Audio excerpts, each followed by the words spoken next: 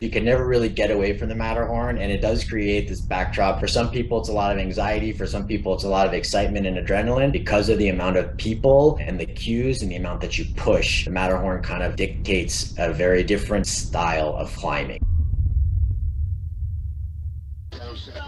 A little bit about myself. I live in Golden, British Columbia. I'm an IFMGA mountain guide. I basically spend most of my winters on skis. I start my ski season in a couple days, and that usually pushes through late April into early May. And then at that point, I transition. I'm in the mountains, kind of running around with myself, clients, and friends for the rest of the year until we reboot for next winter. I split my time on skis between ski tour and guiding, lodge-based trips, and a little bit of heli skiing this year. So yeah, it's a good place to be. We have wild mountains here, and I'm very fortunate to be able to spend my life out here. I kind of thought long and hard about, what can I bring to the table and why would I want to do this, and what's my perspective and why is it slightly unique? And the first thing is I realized at this point in my career, I'm a good teacher, and I'm quite sensitive to where people are on their own journeys. Climbing mountains, and especially some of these iconic peaks, or as you get into some of the higher mountains, depending upon where you're living, it is a personal thing. It's a personal journey, and oftentimes a personal struggle.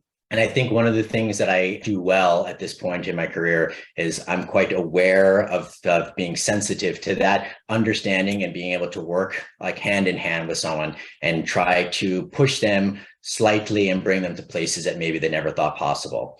The second part of that is I really started to think about my relationship with the Matterhorn and why would I want to do this rather than pass this along to someone who might have over a decade of experience on this one particular mountain. And I started really thinking about it when I was recapping my summer with a couple of friends and family. This summer in particular was a very unique time in the Alps, again, because of the warming of our temperature continuing to push, and we had another low snow season in the Alps. The glaciers really took a beating this year. I was planning on spending most of my time in Chamonix this summer guiding. And then, like so many of other guides that I knew, we were slowly starting to switch and pivot our itineraries towards Switzerland because the conditions for most of the summer were better in Switzerland. Come midsummer, all of a sudden, the heat did catch up to the Zermatt area as well. And there was a soft closure on the Matterhorn this summer. The upper part of the mountain that usually is covered in snow that keeps the upper part of the mountain quite safe for moving through and guiding was snow free for the first time since 2003. And because of that, the local guides stopped guiding the mountain. And during that period of time, I had several clients in the area that came to climb the Matterhorn. And after we had done a few other objectives locally, we decided through a lot of talking that they wanted to still experience what the Matterhorn is. And it is quite an experience. Walking up, there's a lot of history. Going up to the Hornley Hut and staying for the night there and then getting onto the mountain was something, regardless if they knew they weren't going to summit because of the soft closure on the mountain, they still wanted to experience that. And so I had multiple trips during a period on the mountain where there was very, very few people on the mountain. I was able to be on the mountain guiding the lower sections on the Matterhorn this summer at times with literally only a handful of other people on the mountain, which is a totally unique experience. And I was quite fortunate because with that comes, there was no time constraints. There was no pressure from other people pushing up against you. There was a little bit of lack of objective hazard because I wasn't worried about someone pulling something down on top of us. And realistically, we were just able to kind of move through the lower parts of the mountain, which from a route navigation perspective is the most difficult, and just have fun on the mountain with a client and oftentimes a friend, and just kind of be in this amazing, iconic mountain with just one other person and moving through terrain. And it was just awesome. Like, it really was a unique experience. And that happened several times throughout the summer. And then I also had multiple ascents of the Matterhorn that were successful. And it just turned into that kind of this really unique experience. And through that, I was able to kind of understand a little bit better as to what most clients are feeling when they're on the mountain, because we had the time to explore that and where they were felt comfortable and where they didn't. So those are the two big reasons why I decided to do it, because I do feel like I have a slightly unique perspective in that regard. This is like a broad overview. We'll talk about Zermatt, a little bit about the history of the mountain, some of the route specifics, and then we'll go into some training and like the logistics overall of what it might take to get there and be successful. So this is kind of a quick, like a top-down topographic map of the Matterhorn. For all intents and purposes, most people when when they think about climbing the Matterhorn, they're generally thinking about this route here. So the Matterhorn is unique in that because it's a pyramid, there's sides on all sides, there's ridges on all four sides, and all four sides actually are climbable. But most people usually think of this route here, which is the Northeast Ridge, which is called the Hornley route. That's what we'll be talking about today. Each different ridge line is climbable. So this is the Zermatt ridge here. This is coming off the Italian side, which is called the Lione. And then this is the Fürgen. So realistically, the two ridges that I climb the most are from Switzerland, which is the Northeast Ridge, and from the Italian side, which is the Lione. And Zermatt is kind of down over here on this location. Nice little animation about just kind of as it circumnavigates the mountain. So this is the Hornley right here. Then you have the north face right here, which is the Schmidt route, which is often climbed as well, but it's very condition dependent. And then this is the Zermatt here. And then continuing around, you have the Lione off the Italian side. And then coming back around towards the south is the Fürgen. And then that's kind of a quick overview. So the Matterhorn is the 12th highest peak in Western Europe, and it's the 10th highest mountain in Switzerland. Roughly about 3,000 climbers summit the Matterhorn a year, which breaks down to about 150 climbers per day. So it's a busy mountain. Most of the ascents on the Matterhorn are coming, like I said, up from the Northeast Ridge, which is the Hornley. And that's what we're going to discuss a little bit in depth today. This kind of gives the breakdown of the different routes. So coming up here, this is the Hornley Ridge. This is what we'll be talking about. This is the Northeast Ridge. And then this is the North Face as it shows, the Zermatt. Now, the North Face is an interesting line because it's, well, very much like most routes, but the North Face is very condition dependent. It's essentially needs to have just enough snow on it that kind of keeps the mountain together. And that does get guided as well, but by a very specific guide and a very specific client. And then coming on to the other side, this is a little bit, the dotted lines are actually behind here. So the ridge comes off, this is the Southwest Ridge, which is from the Italian side. And those are the Hornley and the Italian are the two lines that get climbed the most. So oftentimes if someone's coming up from the Italian side, they'll climb the Lione Ridge, they'll summit to the top, and then they descend the Hornley. And then it's usually, depending upon the day and the time, there's a bivvy shelter midway. Otherwise, they'll make their way down to the Hornley and then their exit. The Zermatt Ridge is quite an undertaking as well. It does get guided as well, but again, it's like quite a specific route. It's a more aggressive route, and the approach day is quite a bit more involved, and the climbing is quite a bit more sustained. So what most people are doing is they usually, if they're thinking about climbing the Matterhorn, they'll climb the Hornley, and then if they want to explore, usually the next route would be on the Italian side. That's generally how it works. Zermatt's a pretty special place as far as mountain towns are concerned. It has a year-round population of close to 6,000 people. It's German speaking, and it's at an elevation of 1,620 meters, which is roughly around 5,300 feet. It's a tourist destination, so most of the jobs in town, you know, you're dealing with a lot of hotels and restaurants, but it's built around tourism. In the wintertime, the population swells, and it is one of like the premier ski destinations in the world. The infrastructure that's set up in Zermatt with the lifts and with the trains and the amount of terrain that they have to ski, it's definitely a must-do or must-go-to during the wintertime. They're actually connecting the Italian side with a new lift system. And once that's completed next year, I believe Zermatt will be the largest ski destination resort in the world. And then another thing that's quite interesting about Zermatt from our perspective, from a mountaineering perspective, is that from Zermatt, you can access up to 4,000 meter peaks. So there's a tremendous amount that you can access from Zermatt. If you're looking for alpinism and mountaineering, general mountaineering, it's a really quite a nice hub in order to be able to station out of and then kind of branch out. So there's a lot to do and a lot to build on. Another thing about Zermatt that I find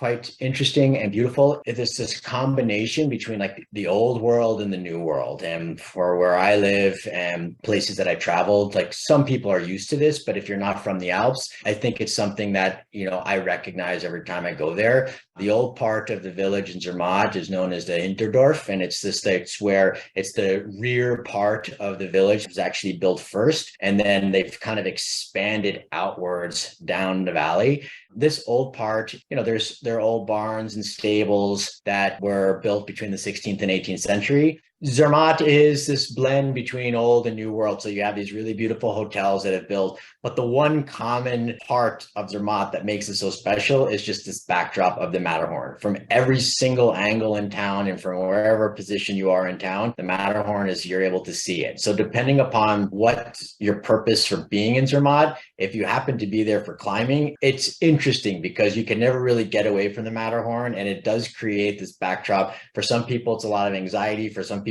it's a lot of excitement and adrenaline. But regardless, like, the Matterhorn is always back there, somewhat looming. And in the afternoons, the Matterhorn usually builds its own little weather system. So clouds will come in and out, and at times it's quite dramatic. But first thing in the morning, as soon as you pull the blinds, you always see the Matterhorn, and it is quite special, really. There's a lot of other mountain towns, and Chamonix being one of them, where when you're looking, it's quite dramatic when you're in town looking up towards the north faces. But the difference being is even like Mont Blanc, it's, unless you know which dome of snow is the summit of Mont Blanc, it's very difficult to actually point it out. But the Matterhorn is so different, right? It's just so iconic in its shape and it's just grandness. So it is one of those things where when you're sitting in town, it just draws you in, and that's quite special. Just a quick overview of the infrastructure that is set up around Zermatt that makes it such a special mountain town is the lift system and the railway system.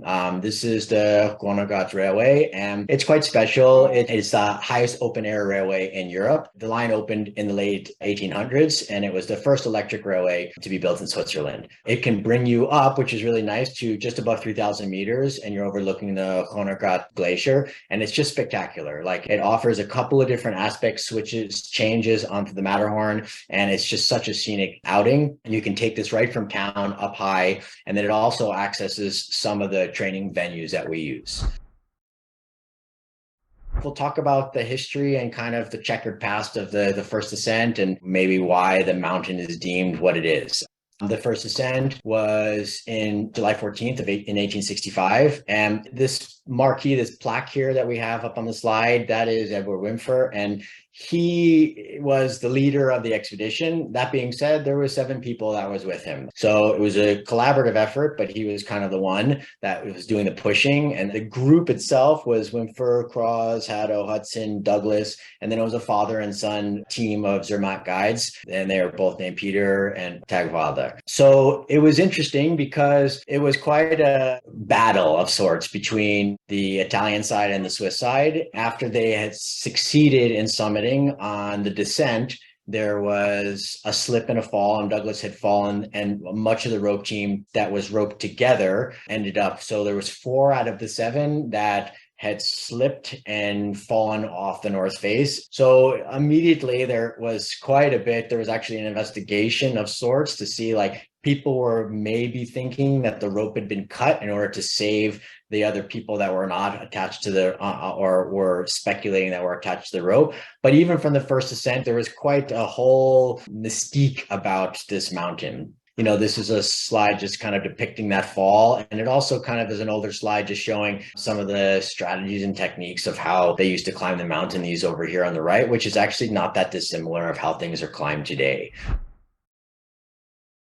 The mountain itself, when you're just climbing without any other type of acclimatization days, but just like the actual summit days, is a 2-day ascent. So we start basically from town at 1,600 meters, and we walk up through town with our backpacks packed for an overnight and then a summit attempt the next day. That's usually the itinerary. And that does change at times depending upon the client, but realistically, that's how it's done more times than not. And so when you get on the lift system, like I had mentioned earlier, it's quite robust in the valley.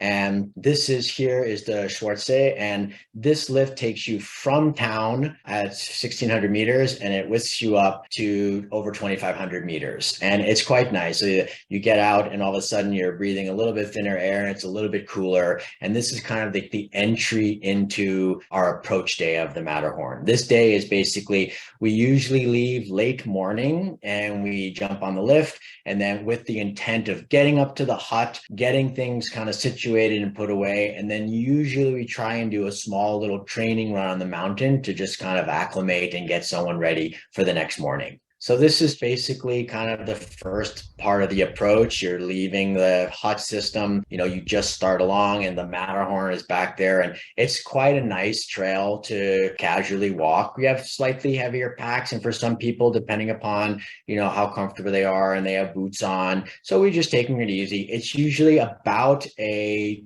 2-hour approach, give or take, from the lift system at 2,500 meters and making our way up to the Hornley Hut, which is around at 3,200 meters. So it's ever present. Like, you always know where you're going and like the direction. The approach day is quite nice. Like, it's a really nice trail. There's usually quite a bit of traffic on the trail. There's a lot of other hiking routes that make their way up towards the Hornley. And the hiking day is quite a relaxed pace. And it's just a really nice way to kind of like get some of the nerves out and you're moving. A lot of people are using this trail also to access the upper part of the Hornley, because not only are people wanting to summit the Matterhorn, but it's such an experience just to be up there. So people they go up there for lunch and they'll have a roasty or they'll have a beer and they'll just kind of relax and they'll hike up. It's a really nice day hike. So there's a lot of people who just are using this. So oftentimes early in the morning, there's just tons of people on this mountain.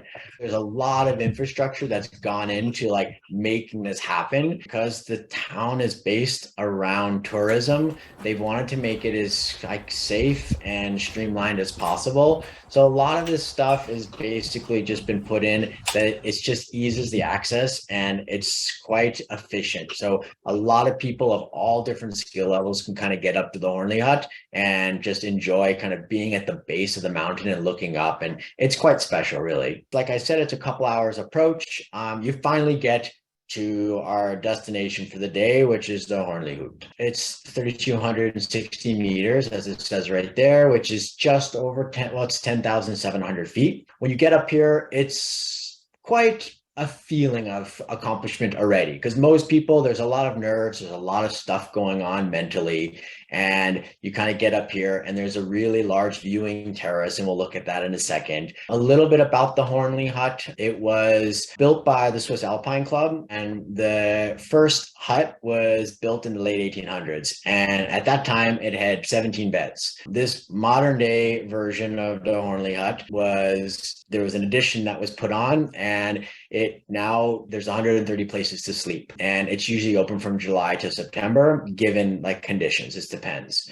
Per night, it's 150 Swiss francs to stay in the Hornley for the night, which includes your evening, a meal, breakfast, and then the next day you get your belongings and you leave, which makes it the most expensive mountain refuge in the world. But it's just a beautiful, beautiful hut. It's kind of a modern hotel in the mountains, really. It has everything. It has coin showers. It has good Wi-Fi. And the nice thing about it more than anything is just like the spectacular views. You can kind of see the South Ridge line coming off the mountain there. And it's just spectacular. This is just a panoramic from standing on the terrace. But this is kind of one of the additions in some of the sleeping quarters. These windows right here are all in the dining area, and they just like, it's just unbelievable. It's a panoramic view. Yeah, and this is just a nice photograph. This is somebody that I was able to spend some time with this summer working in the mountains with, and you can kind of see just so spectacularly beautiful inside. And she's just gazing up kind of mid-morning,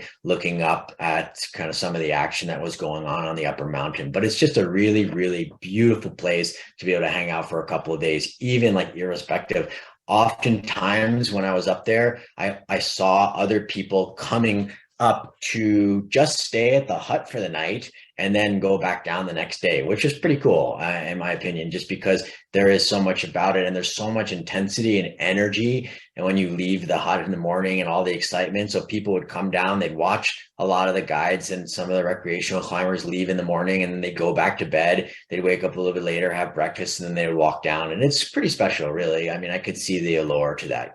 This is looking southeast from the Hornley. There's a lot of really spectacularly beautiful 4,000 4,000-meter peaks that surround the area. We do training days in these zones over here. This is the right horn. You can take a lift system up to the Klein Matterhorn, which basically gets you up to around 3,800 meters. And so there's a lot of training that goes up here. And then you can also do, there's a lot of really beautiful traverses that you can chain a lot of these mountains together, which for some people, it's a life dream and accomplishment. For some people, they do it in an afternoon, literally. But these mountains kind of really do offer a lot to prepare you for the Matterhorn or for other summits. So it's quite nice. This is from the viewing terrace. Like one morning, this was a morning that I came out. I was actually with somebody that we knew we were just going to be training this day, and we weren't going up that high. And so when we came out in the morning, it had snowed quite low. It had snowed down to, I think, around 3,900 meters. When we came out, all these tables first thing in the morning were just totally sheathed in ice. So it had rained and then frozen overnight. So we were just letting things kind of warm up a little bit before we took off. But the mountain was very, very quiet at this point. So it was pretty special. The ascent of the Matterhorn, it generally starts, we wake up, we have breakfast at 4 a.m. Everything is like prepared and ready to go. And you walk out the door at 4:30 in the morning. That's kind of generally the way that it goes. When you're starting to ascend the Matterhorn, it's from the Hornli to the summit is 1,200 vertical meters. You want to do that in a time frame. We're kind of looking in like the 8 to 11 hour range. 8 being on the fast side, that a lot of the locals who are guiding it all the time and pushing really high. But 9, 10, 11 hours, 12 hours would be like on the tail end of like maximum that we really want to spend on the mountain. And the reason being is the mountain produces its own weather, and getting up and down is quite important early enough in the day in order to try and prevent maybe something coming in, the system coming in while you're on the mountain. So we try and push quite hard in order to get up the mountain as quickly as possible. The route itself is rated 5.4 AD, which is not in the big picture of things particularly difficult. However, because of the amount of terrain that we're covering, it's a pretty full-on day for sure. It's kind of a nice, interesting combination of like aerobic, anaerobic, and then also like climbing fitness, which is quite different than a lot of other mountains. And I think it's what makes it unique as far as like kind of the overall ascent and the overall experience. It's definitely different than climbing a lot of other mountains and very specific. Because of the amount of people and the cues and the amount that you push, the Matterhorn kind of dictates a very different style of climbing. This is just a pulled back view of the hut itself. You know, you can kind of see you're in a bit of like these big amphitheaters of just 4,000 meter peaks all around you. And when you kind of start in the day, you end up coming up through here. But the Hornli is just, it's a really spectacular setting. This is the viewing terrace where people, when coming off the mountain, this is the first thing that they step in, usually pull off their backpacks, as you can kind of see over here. There's people that come up here just for lunch. So it's kind of like a lot of mingling goes on. You can talk about like what the conditions were like. And there's a spotting scope over here, usually in the corner, so people can see what's going on. You can view like what's going on the upper mountain, but it's a pretty special place. And when the weather is good, it's like people have their shirts off and their shirt and shorts, and they're just kind of hanging out, you know, and you can come out here and just have your lunch or whatnot. So it's pretty special. This is here mapped side by side of essentially the same thing. This is kind of like where the start of the route is.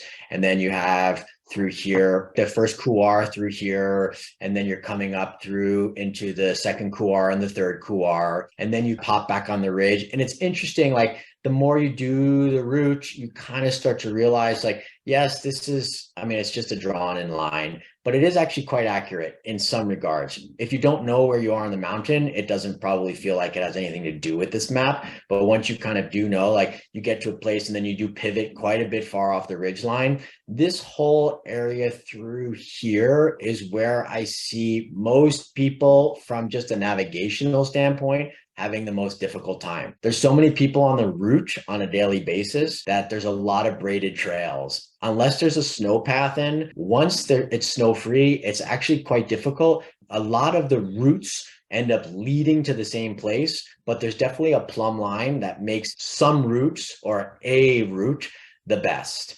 And without knowing that and those little nuances, sometimes it's counterintuitive. Like in this zone right here, you pull off quite far off of the ridge and you end up kind of taking this quite indirect at first, but then you realize that you get into a band of better rock quality and then you're able to kind of move. But I see oftentimes, even with other mountain guides, I've noticed that if they're with a slower client and they don't know exactly where the route is, it always works out. But I've noticed a lot of people taking different lines through here. And there's definitely like an easier way and a better way if you know where you're going through this section. And then you kind of continue to move through. This is a bit of a rockfall zone here that you have to be careful through. It's a little bit loose and it is easy if somebody's off route to get pulled something down on top of you. And then you're kind of making your way up through here. There's the remnants of an old hut here. And you can kind of see some old wood and some of the old pieces of the infrastructure that are still buried into kind of like this cave feature through here. And then you're working your way up. There's a kind of a few steps here that you're making your way up to it. And then you have the lower Moseley slabs and the upper Moseley slabs. The lower Moseley slabs is the last part of the route on the lower section. This is the first time where you're really kind of doing a little bit more of technical climbing.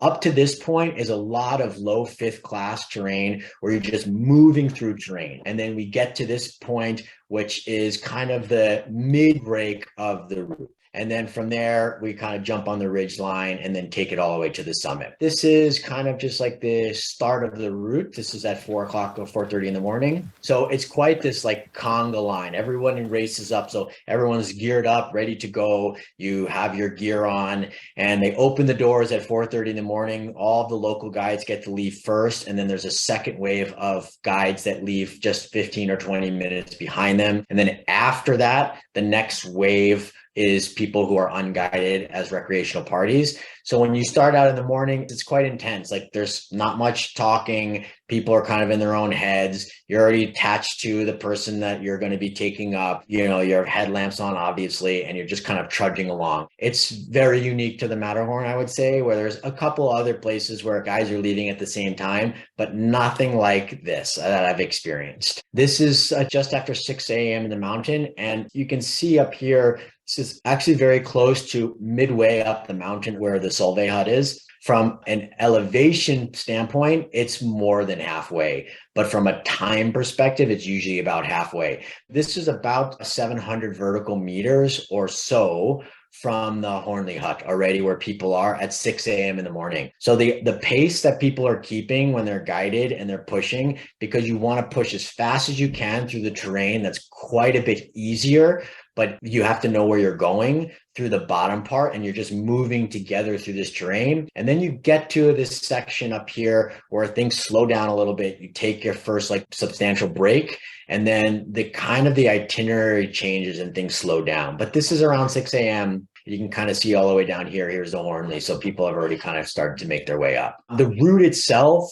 is specific again, because like you have these fixed lines. The fixed lines are part of the mountain. They put the fixed lines on the mountain in order to facilitate moving up and down through some of the sections and getting people up and down safely. And also makes it a lot easier for guiding. So it's quite a physical upper body kind of different type of workout than rock climbing. Most people aren't used to like climbing up fixed lines, but it is part of the mountain. There's a bunch down low and there's a bunch up high. And it's just specific to, there's a couple of mountains in the world that I've seen this type of like hand over hand, but the Matterhorn is definitely one of them. And they're utilized in order to kind of keep people moving up and down safely. This is like a double spread looking up and looking back down the mountain. This is kind of some of the rope techniques. So this is kind of this middle band where a lot of people do kind of come off the route a little bit. And I see people getting lost through here.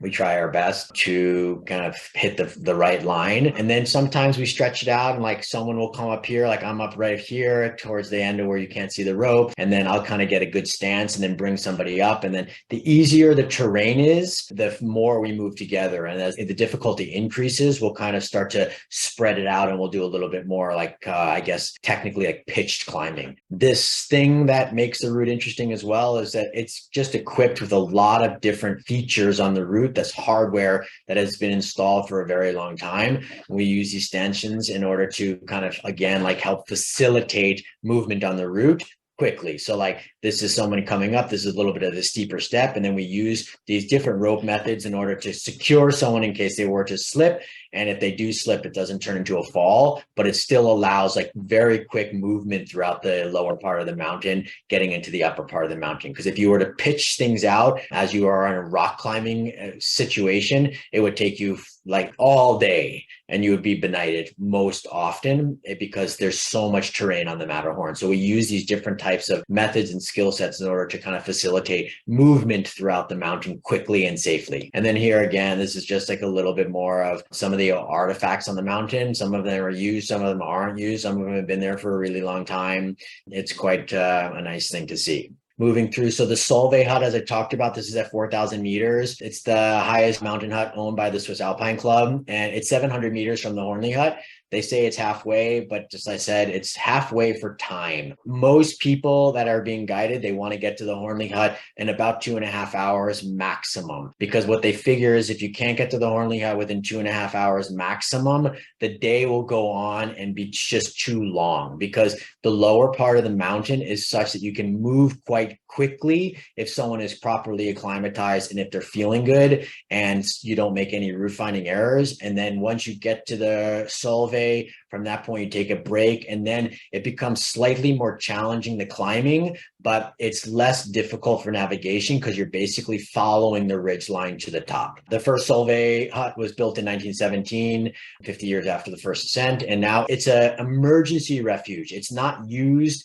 You can't stay here technically unless it's an emergency. So that's something that's key. Like, this is not something that's used on a daily basis to kind of cut the mountain in half. This is something that's used just in case of an emergency. These are some colleagues. You just get to see kind of like the interaction between guide and someone who's maybe being guided. There's a lot of kind of moving together through this terrain. And here he's got his hand on the lower rope and he's just kind of like helping probably point out where to go and how to make things work. And then they're just like, they're attached basically. So as he moves, you move. And as I move, you move. And it's just a kind of this nice dance that's developed throughout the day. And then as they're continuing up, kind of this is towards the upper part of the mountain, it kind of changes again in character. And you have a bunch of these fixed lines again to help facilitate kind of movement on the upper part of the mountain where the difficulties increase. And then again, like just kind of some nice photos of seeing kind of the terrain around, how it drops off and kind of like what the exposure is. You get to kind of feel it becomes a little bit more airy. The ridge kind of narrows at times. There's quite a bit of exposure. There's oftentimes you're standing on these perches where you're literally looking off to the north face and it just drops completely off. And it's quite intense. And for a lot of people, if they're not comfortable with this, like people usually start slowing down. You're above 4,000 meters here, probably at around 4,200 meters. And things are definitely changing. People are slowing down and it becomes a little bit more like you have to concentrate effort of like where you're stepping and what you're grabbing.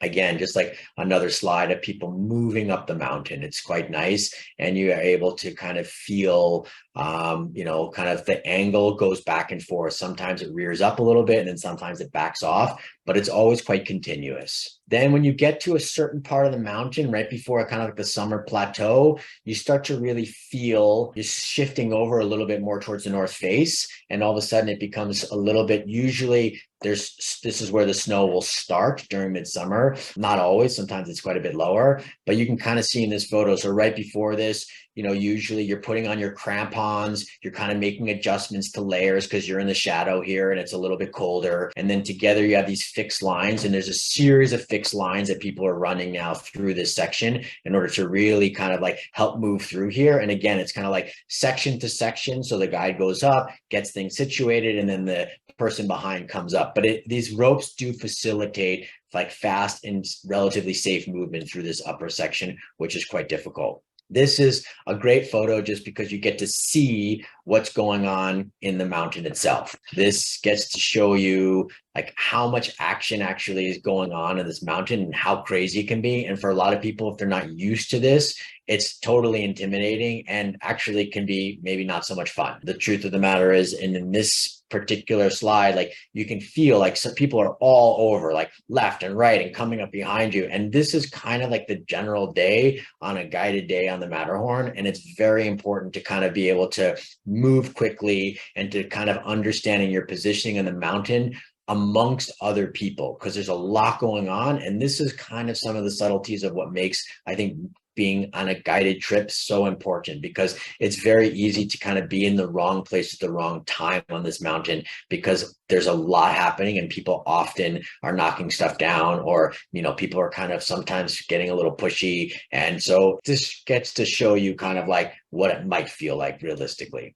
And then when you come around, finally, you've come through the fixed ropes, and then you get to kind of the upper part of the mountain, which is the roof. And it's quite interesting. This is a really cool statue of St. Bernard, and who is the patron saint of mountain guides. And it was put up for the 125th anniversary of the first ascent. And it's the indicator that like you're getting close and you've almost done it. It's just about another 15 minutes from here. But this terrain is quite steep. This is actually during the dry season, the dry part of the summer, when just before they actually did a soft closure on the mountain. There was just a little bit of snow here, and then another week later it actually was completely snow free, and that's when they stopped guiding it. But it's quite stepped. It's like you're basically walking together up at this point, and this is kind of what it looks like. So you're kind of making your way up. This is the final kind of push to the summit. Obviously someone's quite happy that they made it, and they're taking their way up to get to the summit. And then at this point, like for me, you're starting to think about, okay, the next steps, which is the next 1,200 meters down. So to me, the descent is the most challenging part, and it's really where most accidents happen. So it's nice to kind of celebrate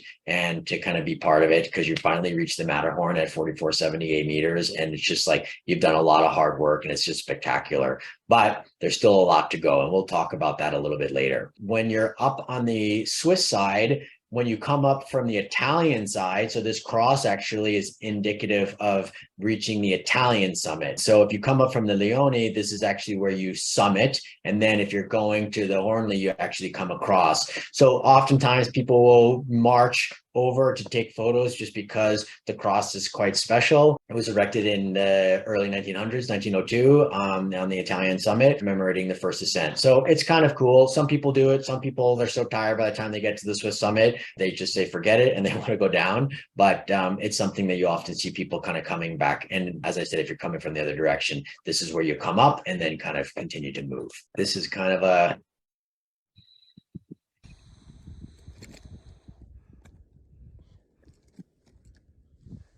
This is from the summit. A really quiet day. I was up there just with my client that day alone. It was quite special and absolutely perfect weather. Really perfect weather. Just a spectacular day. And then, so you can kind of see now it's difficult, but when there's snow on the upper part of the mountain, like you can see the angle of this. Here's Andrew right here, and he's got his ice tool in his uphill hand, and he's just kind of like walking to protect, to make sure that like if anything were to go wrong, they would be ready to self-arrest. But you can kind of see the angle, and this literally just drops off the mountain. So there's a tremendous amount of exposure at this point. And now usually people are tired, so we're kind of working together just to get off this down this upper section together. And then you get to a point, probably in about 45 minutes or so from this point on the descent, where things kind of start to slow down a little bit.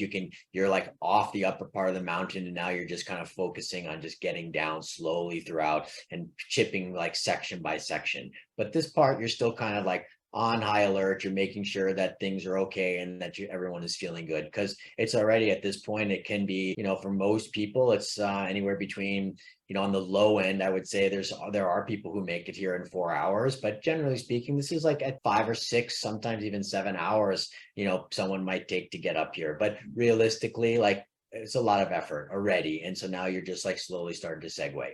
I put this slide in because this is Air Zermatt. There was a nice special that was, I think it's still up on Netflix, that they kind of did a full season with these guys. This is kind of the local search and rescue in the area. They're buzzing around all the time. They're kind of the people who are picking people off the mountain if there's an injury, and they do roughly between 15 to 30 rescues. They do most of the pickups. And then we oftentimes do our training days in Chamonix, depending upon kind of where someone's coming from and the conditions. And there's a couple of different reasons, but some of these routes in Chamonix, like this is stuff that we'll do regardless if this is in Chamonix or in Zermatt. It doesn't really matter, or some other place, depending on weather. But this is all stuff that we do oftentimes because it's just perfect training. Like you're moving in mountain boots. Oftentimes you have crampons on, you're moving together. This is a bunch of people from 57 Hours. This is me here guiding in Chamonix. This is Rob Copolio, another fellow guide. It just starts to prepare you and you're building a base. So when you come to the area, you kind of have a pretty good understanding of like how to move and what's going on. And then from that point forward, we kind of move together and we really try to kind of build on the skill sets that need to be built on. And we also try to kind of the things that are known and that are your strengths, we'll play off of those. And then the things that need to kind of be reassessed, we'll kind of reassess those and we'll kind of work together. This is like another training venue. This is in the just outside of Zermatt. This is the Riffelhorn, and it's a really awesome, unbelievably beautiful place for training. The West Ridge on the Riffelhorn has fixed lines on it, so you can come up and down it, very similar to some of the fixed lines that are on the Matterhorn. You can see when you get up to here, like, I mean, the Matterhorn is here, and you're just like overlooking, and you have the Breithorn over here. It's just really quite beautiful and just spectacular. So these are all tool places that we will use to kind of get up and down and to kind of explore someone's like their ability and where they are and what needs to be done. And this is all around the Zermatt area, these in particular, which makes it quite nice because if we're going there as we have in our itinerary, like there's a bunch of days that we can spend in these areas and kind of like building on skill sets. This is the Breithorn Half Traverse from this past summer. And it's just spectacular. And it's just, there are awesome days in the mountains and you're building on like, different ideas and you're working with someone in one-to-one. You can kind of just start to see kind of like what someone's skill is. And just besides the fact, even though if you're training for the Matterhorn, you're also just like, you're in the mountains and it's just so beautiful. This is a really great day. And again, like we had the ridge to ourselves this day, which is just really quite special. Again, this is just Via Ferrata just outside of town. So usually on day one, we might jump onto the Via Ferrata and then kind of get things moving a little bit just to get like shake off the cobwebs and just see how you're feeling with a little bit of exposure. But just the whole town really above Zermatt and around Zermatt, it does make it quite a special place for kind of getting things moving and building like a bit of a progression in order to summit the Matterhorn. The fitter you are and the more experienced you are, like the better off you'll be. That being said, I've taken people on a lot of different mountains in my life that come from a wide variety of experience levels. And it's a bit of a nuanced thing. Like I've had some people that are not that experienced, but are very fit and we can kind of maybe do some things. So it just depends. And that's kind of on a case by case basis. But generally speaking, being able to like move in the mountains for extended period of time of 8 to 12 hours of like concentrated effort, with a small backpack on, these are things that we're kind of looking for people to show up with like, you don't have to be an elite athlete for sure. That's something that I think as like the level progresses and you want to do more and you're like more ambitious, then maybe like you'll kind of have a higher bar. But like you definitely to understand kind of like your own ability to assess yourself. Those are things that I think are quite important. And just to have like a good general sense of like what you are, like a good high level of aerobic fitness, because the mountain is quite physical from an aerobic standpoint, at least the bottom part of the mountain. And then the upper part of the mountain is interesting enough is like it kind of switches and it becomes a little bit more like physical, like strength oriented, where like you're pulling on lines and doing a little bit more like with your hands and your feet of actually climbing.